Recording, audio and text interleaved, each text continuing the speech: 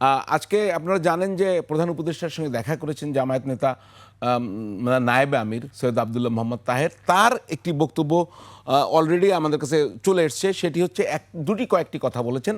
তার ভিতরে একটি হচ্ছে তিনি অভিযোগ করেছেন যে একজন নেতাকে খুব বেশি মাত্রায় নিরাপত্তা দেয়া হচ্ছে, এটি তিনি বলেছেন। আরেকটি বিষয় যদি দেখানো সম্ভব হয়, যে তিনি বলেছেন যে নির্বাচনের দিন এখানে ভিতরেই আছে, আমি সেই জায়গাটা পড়েও শোনাতে পারি, যে এই যে রিপোর্টটা তার শেষের দিকে একটি লাইন রয়েছে যেখানে সৈয়দ আবদুল্লাহ মোহাম্মদ তাহের যেটা বলেছেন সেটি হলো, আমি স্পষ্ট করে পড়ে শোনাচ্ছি।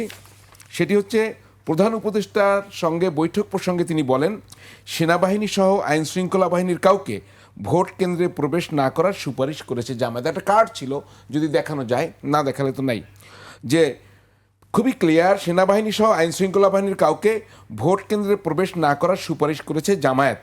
এবং তিনি দাবি করেছেন যে প্রধান উপদেষ্টা তার সম্মতি দিয়েছেন।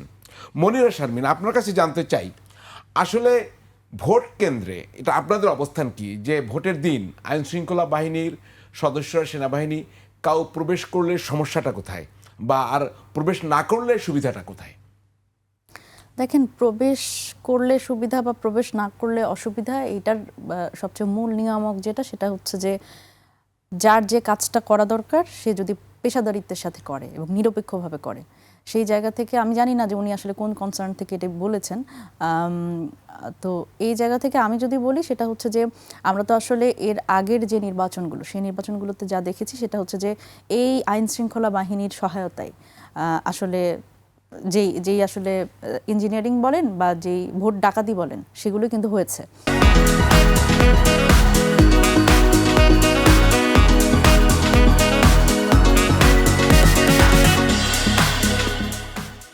তো এখানে গুরুত্বপূর্ণভাবে রাজনৈতিক দলগুলোর কনসার্ন আছে।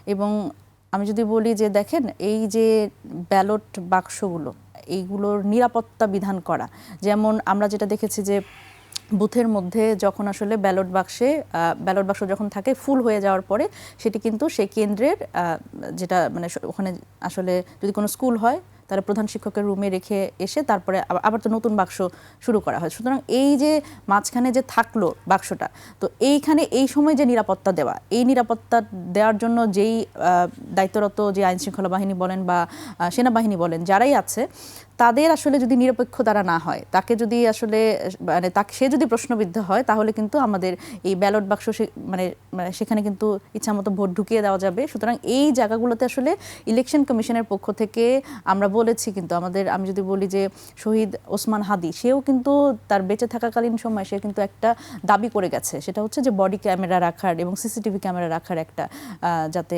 ইলেকশন কমিশন যে সেটা যাতে করে এই স্বচ্ছতা রক্ষার্থে। সুতরাং এই স্বচ্ছতা রক্ষার্থে আমার মনে হয় যে ইলেকশন কমিশন যত এই বিষয়গুলো মানুষের সামনে স্বচ্ছ করবে, পরিষ্কার করবে, এবং যত নিজেদের স্বচ্ছতা রক্ষা করবে এবং জবাবদিহিতা এনশোর করবে, তত এই ইলেকশন প্রক্রিয়াটি প্রশ্নবিদ্ধ কম হবে। তো ইলেকশন ইঞ্জিনিয়ারিং তো প্রিজাইডিং পোলিং অফিসাররাও করতে পারেন, তারা তো ভিতরেই থাকবেন। তো সেক্ষেত্রে আইন শৃঙ্খলা রক্ষাকারী বাহিনী তো অনেক সময় সেটা প্রতিরোধ করতে পারেন। তারা না গেলে তো, যদি কেউ করতে চান, তাহলে তাদের জন্য সহজ হয়ে গেল না? একেবারে বুথের মধ্যে তো আসলে আইন শৃঙ্খলার বাহিনীর লোকজন, বুথ না, কেন্দ্রের মধ্যে তো নিরাপত্তা বিধান করার জন্য অবশ্যই থাকতে হবে। ইভেন আমি যদি বলি লাইন থেকে শুরু করে, এটা মনে হয় বুথ হবে, ভুল করে কেন্দ্র বলছে কিনা হতে পারে যে বুথের আমি ঠিক জানি না। আমার কাছে যে রিপোর্টটা রয়েছে তাতে স্ট্রেট বলা হয়েছে যে ভোট কেন্দ্রে প্রবেশ না করার সুপারিশ করেছে জামায়াত। না, ভোট কেন্দ্রে তো আসলে এটি দেখেন, কেন্দ্র, আমি জানি না এখানে মিসকোট করা হয়েছে কিনা। হতে পারে কেন্দ্রের ভিতরে লাইন ঠিক করা, লাইন দাঁড়ানো, এগুলো তো আইন শৃঙ্খলা রক্ষাকারী বাহিনী ছাড়া কে করবে? আসলে সম্ভব না। এবং দেখেন, কেন্দ্র দখল, মানে রাজনৈতিক দলগুলোর কিন্তু এই প্রবণতা আছে কেন্দ্র দখলে, লাইন ঘুরে ঘুরে একটা ব্যক্তি বারবার যেন না দাঁড়ায়। তারেক রহমান, আপনি যদি বলতেন মোহাম্মদ, বুথের ভিতরে কি ঢুকবে? বুথের ভিতরে একটা অন্যরকম জায়গা না, এখানে আইন শৃঙ্খলা বুথের ভিতরে তো ঢুকে না, বুথের ভিতরে সাংবাদিকও ঢুকে প্রয়োজন নেই। ঠিক আছে, বুথের ভিতরে কি সাংবাদিক ঢুকে? আমার কাছে স্পষ্ট আছে। আমরা এক্সাক্ট বক্তব্যটা যদি আরো বুঝতে পারতাম, আমি পত্রিকা থেকে কোট করেছি। যাই হোক, যদি ভোট কেন্দ্রে তো থাকবে, এ ব্যাপারে তো কারোর আপত্তি নাই, বুথের বিষয়ে